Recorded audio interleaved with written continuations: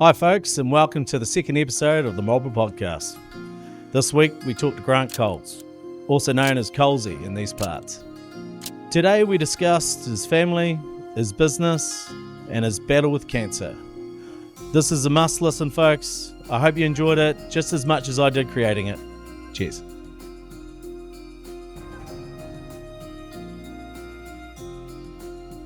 Let's take us back. I want everyone to get to know Colesy as your nickname, as you're well known here in Marlborough.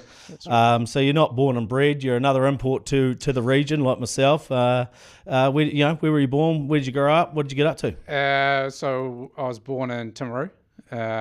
We were sheep and cattle farmers down there, and loved the farm. Sort of loved the outdoors, and we moved up to Blenheim in the mid-90s and got into viticulture. So. I thought you were from a dairy family, so no, you were sheep and beef. So you came up to Marlborough at the age of, what was it, 16? Did you say? 15. 16. Me and my two young sisters, and left the older brother down there. So. Yeah. Fantastic. And went to Marlborough Boys. Marlborough Boys. Got into a bit of footy. Yeah, I was just there for the footy pretty much. Did you stay right through? Or? I did. I probably did sixth form twice. Brilliant.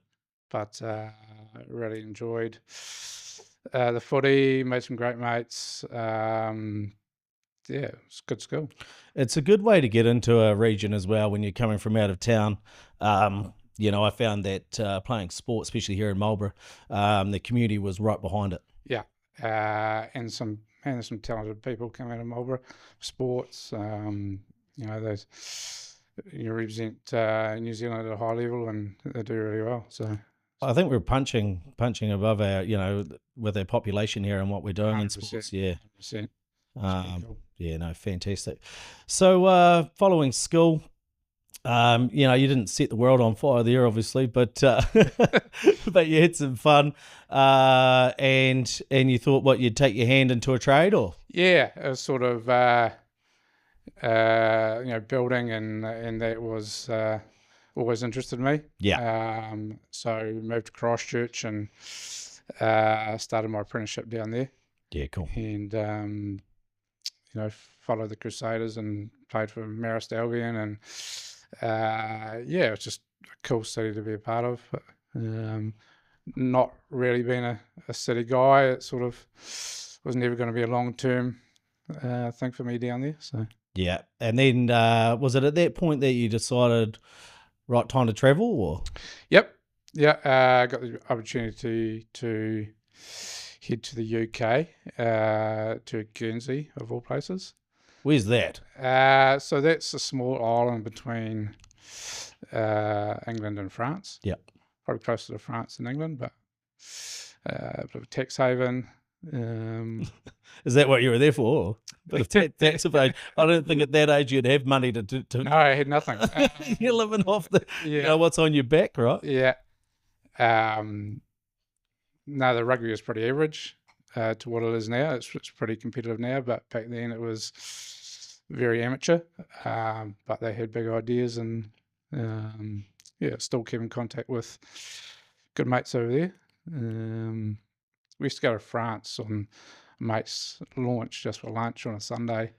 Is that right? So the wealth that was part of the team. Was ridiculous, yeah. And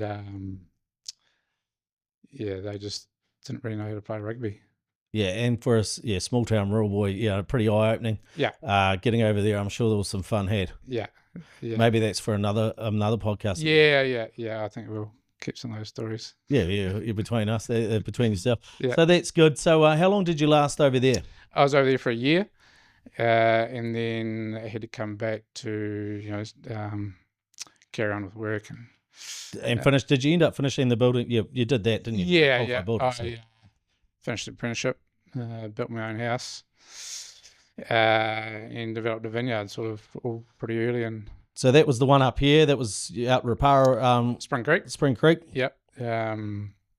Sort of learnt how to do everything I needed, and sort of cracked on with building my own house. And so you got the house built. What took you into the vineyard side of things? It was just a happening thing. Or what year are we in here now? So this would have been 2000, 2001.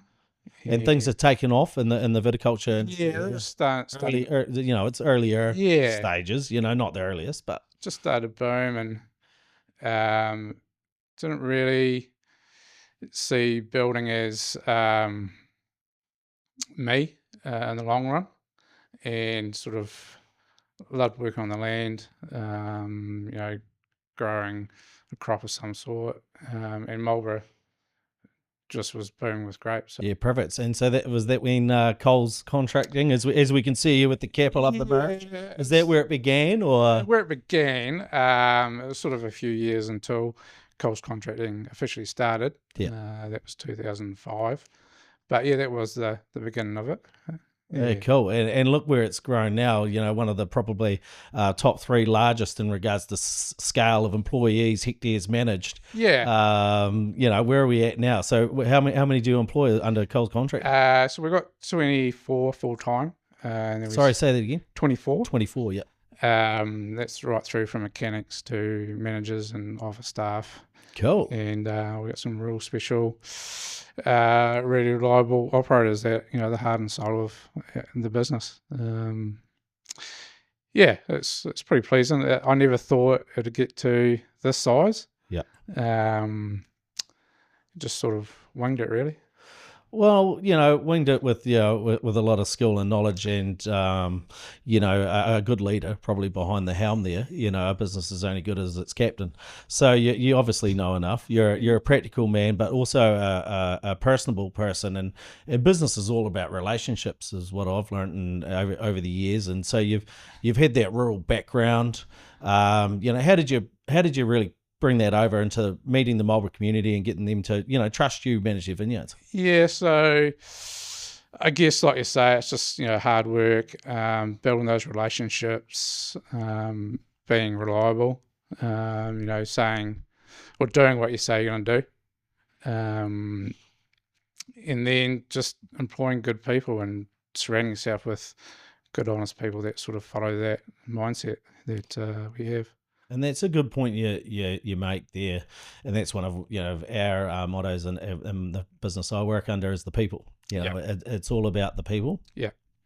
And so I think you want to bring them under the same morals and work ethic that you've kind of built the business from. Yeah, totally. And you found you did that. You found the right people that you can trust. And yeah, so we got some really good management staff, and that just flows on down. We've got a great environment where people can, say what they feel, and it's all sort of open and honest, and it's just it's a fun.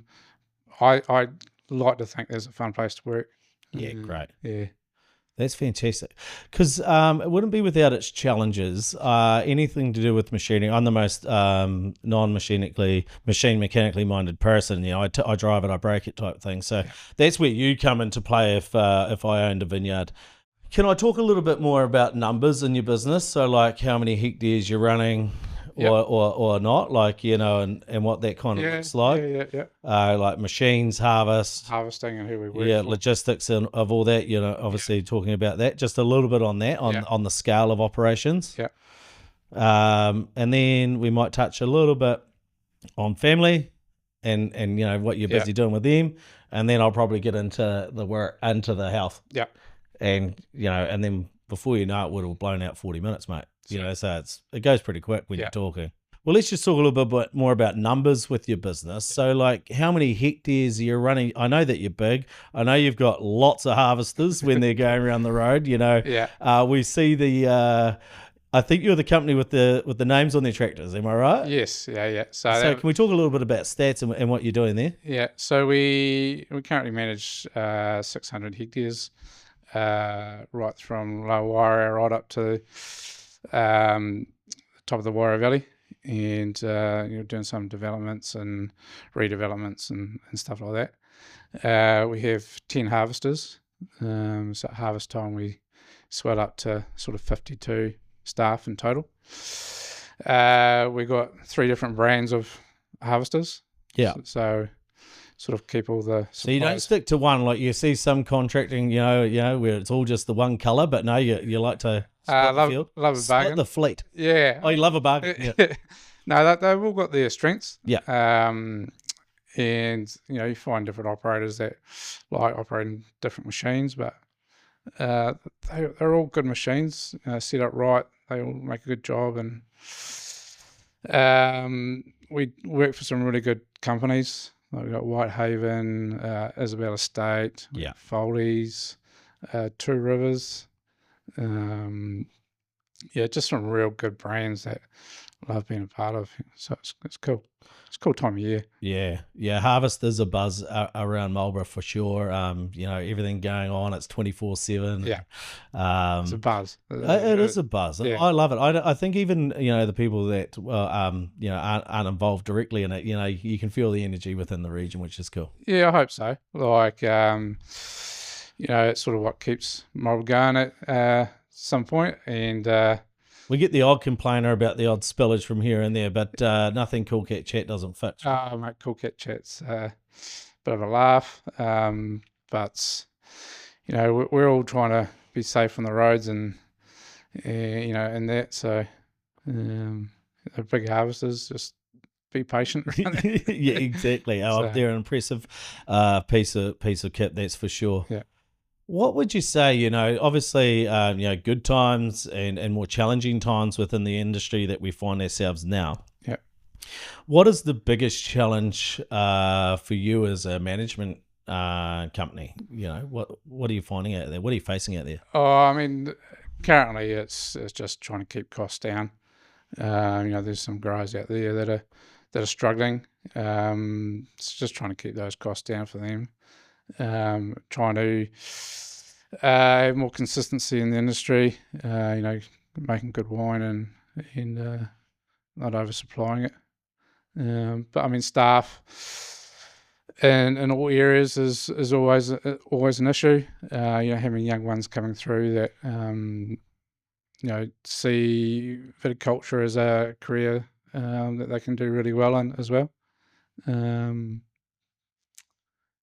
Well, there's nothing better than learning from the ground up, understanding how it's all done, either from a young person getting in. Yeah, there's a lot of people that just want to get into it and drive harvesters and machinery, but yeah, for sure, you really need to learn, plant health and maintenance and soil health and just how it all works, really, to really have a passion for it. Are you finding there's more, as technology comes on, how do you adapt to that? I see some driverless tractors that you hear of, but I've never actually seen one going. But, are you looking at that closely, or how are you finding, what are you doing at the moment? We're just taking on doing what we're doing. We'll let the big boys and the corporates sort out that robotic stuff. Sort that out, and then you'll come in when it's proven. Yeah, they can spend millions of dollars on that and test it, and if it's any good, then we'll take that on in the future. But we still see people on the seats as as our biggest asset, and until that they offer us something else, that's what we'll continue to do, is hire people and good people. Yeah, fantastic.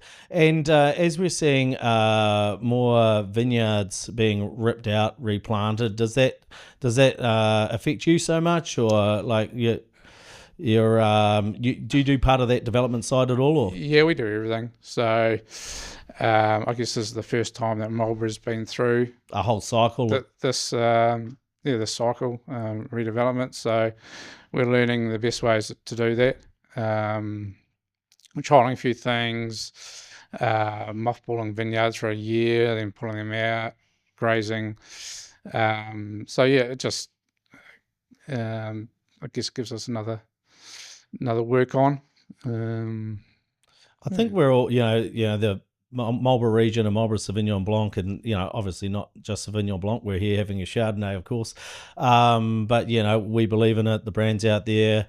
It's just one of those things as a primary sector, and we're getting back to the quality and the things that are important most. And I see this industry continuing. Yeah, so do I. This is just a reset in the industry, and it's just going to continue and get bigger and better, really. Yeah. I'm really excited about it. So I think that's enough on the business front. We're sitting here talking, we'll bore people after a while on what we're talking about vineyard industry. It's like me talking about sales. But, tell me a little bit about your family, kids. How many do you have? And so I've got 3 older kids to my first wife. Yep. Got Danielle, she's in Lincoln, nearly 21. Wow, adults now. Yeah. And got Rose, who's year 13 at Marlborough Girls. Yep. Marshall is at St Andrews, just started year 11. And then me and my wife Pip have young Jock, who's just started at Marlborough School. How exciting!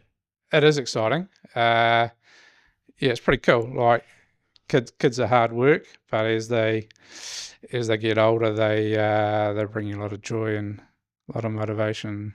Yeah, so you've got the two ends of it, right from the Jock coming to first day at school, brings another lot of emotions, but also 21 right through to year 11, and I suppose you get the joy of following them around, not only if it was in sports or other interests that they're involved in. Is that a big part of your life now? How has that changed in what you do from your day to day or week to week? Yeah, it's probably one of my biggest joys is watching kids.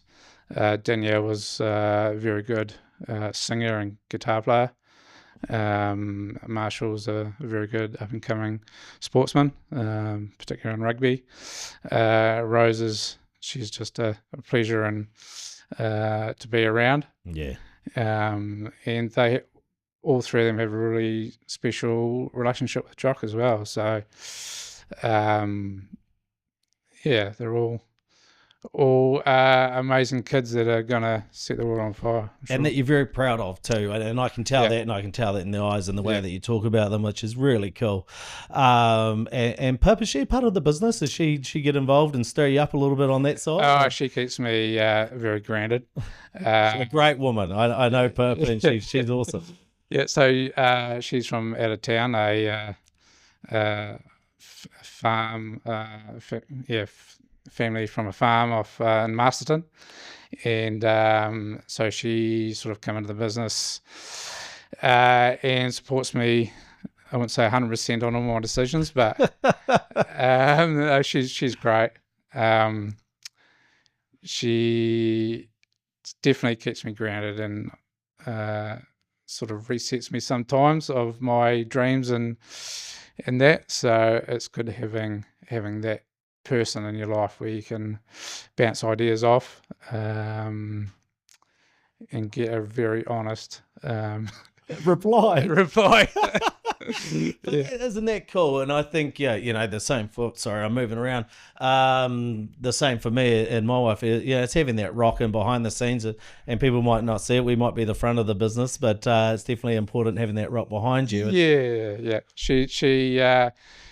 She puts up with a lot, and she is that rock behind me, and we're a real good team together. So that's so good to hear. And would you say you're always a thinker? You're always trying to you're a driven person to get larger. Like what drives you? I want to know how Grant Cole's what ticks. What makes you create a 24 staff plus business? Yeah, just really motivated.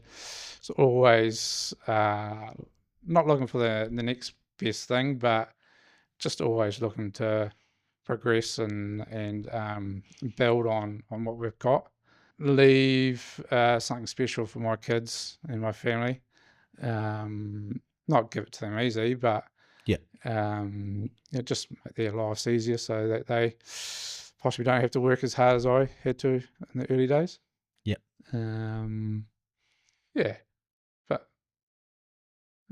No, that's a good answer, mate. Yeah. I don't think anything can replace putting, Jiffy clips on irrigation, and it's good backbreaker and bud rubbing and all the hard grafting work that I'm sure that you've had them doing in the past. Yeah, I mean, I started off training grapes for the neighbour, and Rose is doing that now.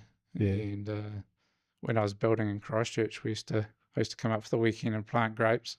Yeah. I used to make more money planting grapes in a day and a half than I did on my whole apprenticeship for the week. So, That's amazing, eh? yeah, And in the heat of Marlborough, of course, which Yeah. is, it's all part of why we live here. that's right. We'll get to the key points of Marlborough and why you live here, but I think this is probably a good time to introduce a big part of your life story, and feel free to grab a glass of water. So a lot of people may or may not know, but you were struck down with some news when you're away that changed the course of your life forever, and your story and your pathway. So how did it come about? And I think we should get on to this next chapter. Yeah. So 3 years ago, pretty much to the day actually, I was dropping the oldest daughter off at Otago University at the time, and sort of said our goodbyes, and me and Pip and Jock had planned a week's holiday in Wanaka. And between driving from Dunedin to Wanaka, I felt pretty ill. Went straight to Wanaka A&E, and they examined me. Got the digit in the back for a bit of a test, and they scanned me, flew me back to Dunedin Hospital in a helicopter. Scanned me again, and then diagnosed me with bowel cancer. Wow. So totally unexpected. And was that just, sorry to butt in, I don't want to ruin the story, but had you been feeling unwell up until this point, or? I felt, I felt fine. I did get a little bit of constipation sort of after beers or a pie or anything like that, so I sort of diagnosed myself as being gluten-free. I thought you just want to, oh yeah, like we all do. Oh no, I'm just intolerant to gluten. Yeah. It did get to the stage where Pip thought I might have been dairy-free as well, but no, it was just cancer. So that was, so within 36 hours, I started getting sick to going into emergency surgery. Wow. Yeah. So a bit of a shock when, you got your wife and 2-year-old beside you, and you don't know what's going to happen after surgery. No. Yeah. So was it a tumour, like a big tumour? Yeah. So the tumour was 9 centimetres by 5. And it was positioned just above my rectum. Yeah. In my large bowel. So they removed a third of my bowel and most of my rectum. A third of your bowel. Yes. Yeah, right. And so, as part of that, not only has your life just gone upside down, right? You're away on holiday. Everything's going well. Drop your daughter off at uni. Now you're in surgery. You're coming out of it. How are you all feeling mentally here? Is it just overwhelming? Or has it gone too fast? Like, have you really? Way too fast. Yeah, it was just like I was pretty in denial. I was like, nah, it's not cancer. I thought it was just a couple of bad ribs that I had at a mate's barbecue, sort of the night before. No, just in denial that it was cancer. Like, it doesn't happen to us. No, it doesn't. Yeah, I'm 43. healthy. I would say. Felt good. A little bit overweight, but didn't feel any sort of sickness or anything like that. So what was the next step of this journey for you? You're in Dunedin, you're in recovery after they've chopped out the half your intestines and whatnot, and what happens next? So I had they put a bag on me, and that didn't really work too well to start with. Had a few mishaps there with sort of vomiting and that wasn't Not good. not good at all. Feel like I'd sort of shit out my mouth a couple of times. Really? So just that it just wasn't hooked up right, or it just was just complications. That sounds horrible, mate. Yeah, just the bowel wasn't working. So you go from having an operation like that, you just gotta, these organs need to sort of time to re-wake up. So they put tubes down my nose and to drain the fluid out of my stomach. There was a COVID scare in the ward, so we were sort of bed based. We weren't really allowed to walk around or do anything like that. So that sort of the body just didn't really want to wake up too much after the operation. And is Jock and Pip there still? And how's that all going? You meant to be on holiday, so.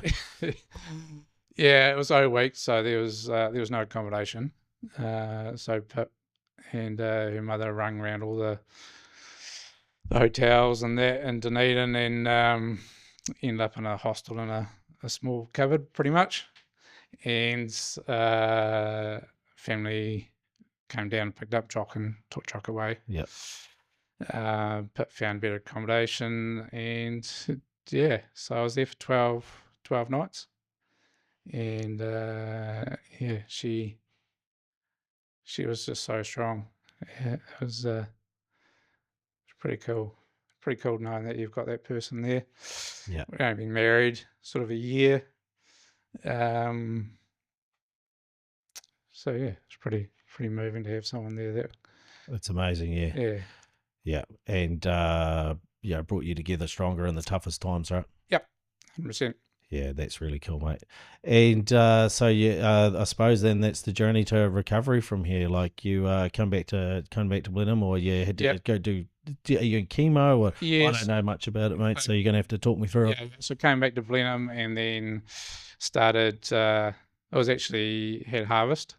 So I worked through. Oh, you got that on top of that. So you got the harvest stress. Oh no, just isn't life like that? I'll just kick you. I was obviously had really good people and good places in the business, so they carried it on, and it was actually pretty good to have that there to take my mind off it. And then I started chemo, and I did 12 weeks of pretty invasive chemo to clean up any bowel cancer that was left. During the initial operation, they also found lymphoma, non-Hodgkin's cancer. So I was lucky enough to get 2. So are they two separate? Were they linked? No, they're separate. And I did not know that. You didn't know that? No, so I've still got lymphoma, but that's just gets monitored every 6 months and blood tests and stuff. So hopefully won't need any treatment for that in the future, but we'll just play that by ear. Yeah, and that's just something that ordinary people could have. They're just living with it from day to day, right? Yeah, I wouldn't have known if that didn't occur. Didn't occur. Well, it's probably in some way. You know now. Yeah. So 12 weeks, pretty intensive chemo. It's from all accounts, talking to anyone that's been through it, it is terrible. Yeah, it's horrible. Lack of sleep, feeling tired, just feeling like crap, really. And no one can really do anything for you. But I guess you just push on, and it's just what you got to do. Like you got no other opportunity. You just go and do it. Your mind health and and mindset, I would imagine very important through these times. How did you get yourself in the right mindset for that? It was pretty easy, really. It was like always been a battler, always been positive.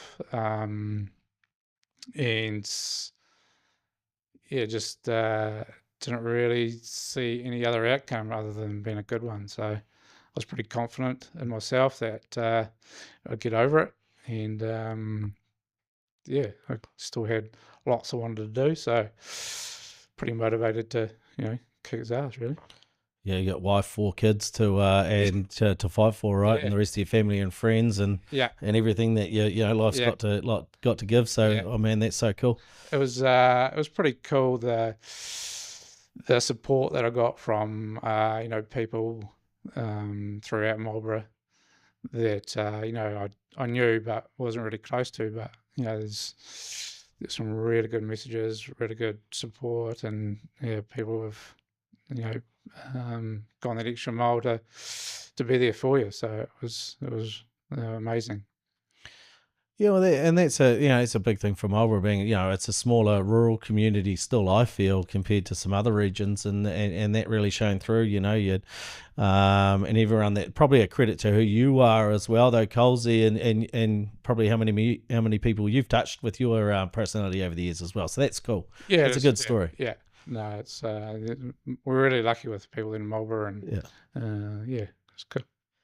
Okay, so then you, I suppose, how long did it take, for you to start feeling better and how recover? Because you're in remission now, like from bowel cancer, in remission. So, and still get checks on that, and so probably monitored really, really well. So,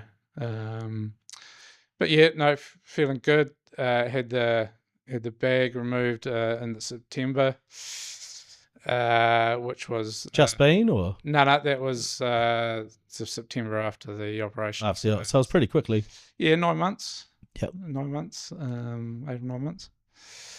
I guess that's sort of when I got into doing a bit of running. And was that a good release, or you just thought, right, health is, then you mentioned you were slightly overweight when you got crook, but were you running back then, or is this something that you've just really adopted since the cancer scare? I sort of I remember lying in Dunedin Hospital, and I was just watching the news, and there's one of the Sky reporters had just run the Old Ghost Ultra, and I sort of thought to myself, oh, if I get through this, I'll do that.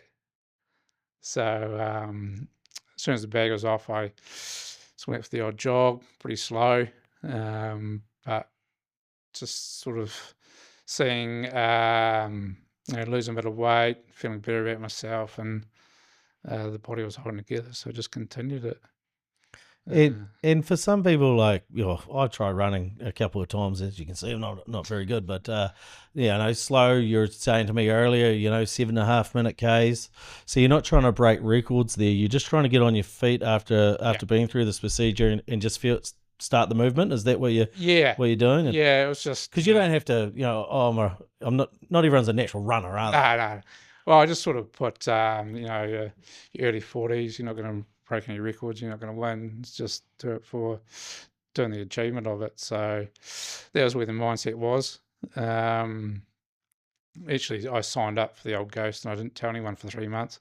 Really? Because I didn't think I'd be able to get there. And then so you're a silent achiever. Yeah. So some people would go out and go, I'm doing this, but that's interesting. You kept it to yourself and was doing the training. Yeah, because I have a fear of failure, and so it's just like, okay. Didn't want to tell people and then not achieve it. So the fear of failure within yourself. Yeah. Okay. So, and it was the Old Ghost I did last year. That was 2 years to the day of my surgery. Wow! And how many kilometers? 85. 85 kilometers up and down. Yeah. Rugged terrain. Yeah, it's pretty gnarly, but it's cool. Mint day, the weather was unreal. It was. How long would that take, just out of interest? Like, it'd take 3 days. It took me just over 12 hours. I think the record is 6 hours, 40 minutes, which is ridiculous. That is ridiculous. We're just coming off the back of coast to coast. You see those guys and what they do, right? Yeah, it's But crazy. mate, just doing it an achievement in itself. And what was the feeling, coming across that first, 2 years to the day after completion? Or Yeah. It was amazing. It was sort of,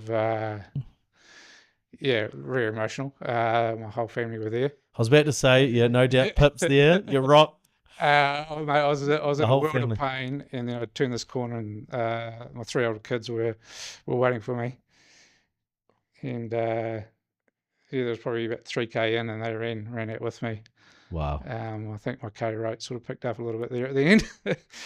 But it's just a real sense of achievement, and just proud of myself, really. And the people around me were also. Mate, they were proud as anything. What an achievement. So well done, mate. That's really, really cool. But not only once, so you're going back. Yeah. And So what they did is they heard about the story, and actually before the race they made a bit of a thing about it, the organisers. So after the race, they zoom with this camera and how do you enjoy it? How do you like it? Best thing about it, and they said, "Oh, so you're back next year?"